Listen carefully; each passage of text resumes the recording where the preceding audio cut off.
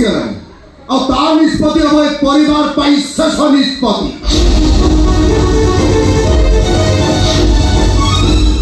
ଓ ତୁ ତାହେଲେ ଏମାନଙ୍କର ଭଉଣୀ ନୁହଁ? ଆଉ ମୁଁ ତ ଦେଢ଼ଶହ ନୁହଁ ମୁଣ୍ଡରେ କାହିଁ ଦୌଡ଼ ନାହାନ୍ତି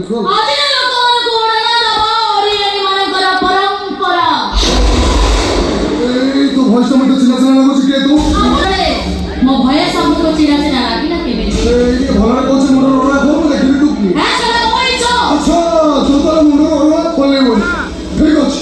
ତୁ ପ୍ରାୟ ଘର ପାଇଁ ସୁପ୍ରିମକୋର୍ଟର ବିଚାରପତି ମୋ ଭଉଣୀ ତୋ ଭାଇର ବାହାଘରକୁ ନେଇ କେହି ନିଷ୍ପତ୍ତି ନେଇ କିନ୍ତୁ ମୋ ଭାଇ ବିଷୟରେ ଶୁଣନ୍ତୁ। ମୋ ଭାଇଙ୍କର ଆଗରୁ ଗୋଟେ ସ୍ତ୍ରୀ ଅଛି। ଆପଣଙ୍କ ଭଉଣୀ ତାଙ୍କର ଦ୍ୱିତୀୟ ସ୍ତ୍ରୀ ହେଇପାରିବେ ତ? ଦେଖା ତୁ କଣ କହୁଛୁ ଜାଣିପାରୁଛୁ ତ?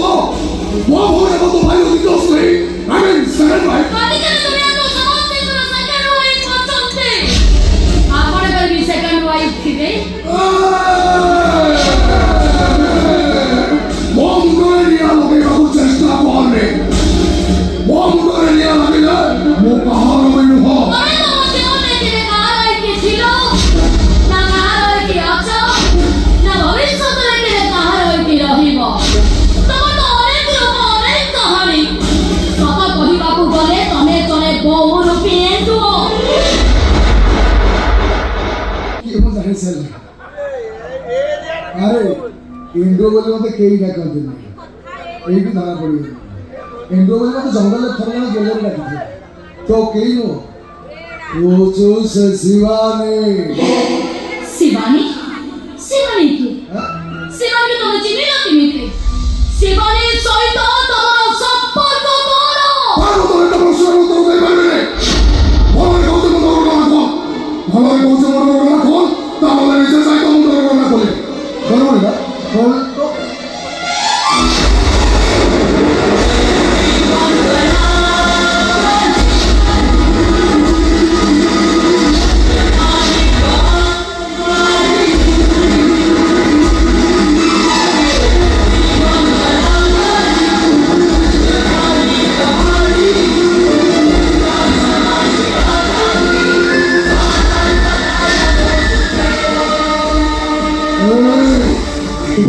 ଦୁନିଆରେ କେହି ନାହାନ୍ତି ବୋଲି ଆମକୁ ଘରକୁ ଆସିବ କେମିତି? ଆମ ଭଉଣୀ ଆଣିଲୁ କେମିତି? କେମିତି ଆସିଲି କାହିଁକି ଆସି ସେ ପ୍ରଶ୍ନର ଉତ୍ତର ମୁଁ ଦେଇପାରିବିନି। ତମ ପ୍ରଥମ ପ୍ରଶ୍ନ ଥିଲା ନା ତମ ଭଉଣୀ ଏ ଘରର ବୋହୂ ହବ। ଠିକ ଅଛି ମୁଁ କହୁଛି ତମ ଭଉଣୀ ଏ ଘରର ବୋହୂ ହବ। ତମେ ଏବେ ଚାହୁଁଛ ତମ ଭଉଣୀର ବୋଝ ନେବାକୁ? ଠିକ ଅଛି ଆଜି ତ ତମ ଭଉଣୀ ଏଇ ଘରେ ରହିବ।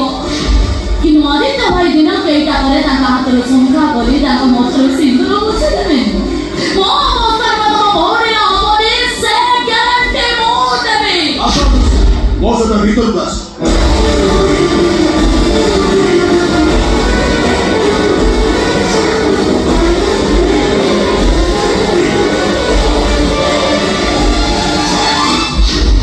ଅନୁଷ୍କାକୁ କାହା ଭିତରେ ଏଇଭଳି ଅବସ୍ଥାରେ ଭାଇ ମୁଁ ତମ ଗୋଟେ କଥା ପଚାରି ତମେ ଅନୁଷ୍କାର ଭାଇ ନା ଗୋଟେ ରାକ୍ଷସ? ଆଉ ଠିଆ କହିଲୁ କାହିଁକି? ଯା